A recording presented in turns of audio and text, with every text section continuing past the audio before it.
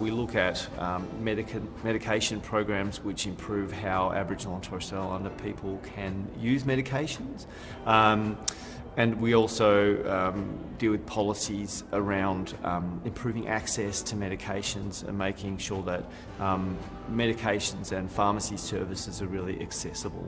We have been consulting with our Aboriginal and Torres Strait Islander community-controlled health services across the country around how they manage medicines within their clinics. They've essentially asked us to produce some guidelines or some support materials to improve how medicines are managed in the clinics. An organisation like NACCHO that's been working in the community-controlled health space for over 50 years, there's a huge amount of knowledge within our members, and going back over 60,000 years of traditional medicines, foods that made people strong, culture kept people strong. As pharmacists, we need to acknowledge the great wealth of information and knowledge that Aboriginal people hold in terms of medicine management, and work towards how that can complement the way that we do medicines management into the future. Being a pharmacist, obviously medicines is really important to what I do, but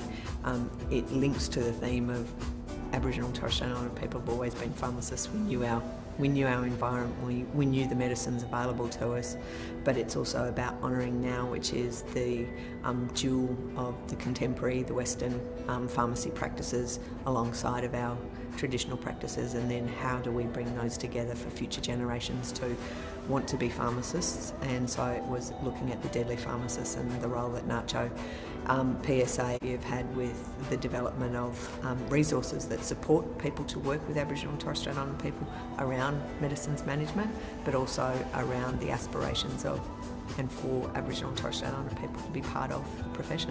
I always wanted to work in the healthcare sector, but pharmacy, I think, to me offers a really unique health intervention point for a lot of people. I think long-term relationships is vital for the type of work that I want to do. I feel like when I was studying to be an ambulance driver, it was getting a lot of exposure to really short-term visits that you get to be with people, but pharmacy, you get to see people's lifespans and families and grow, and that's what I really am passionate about.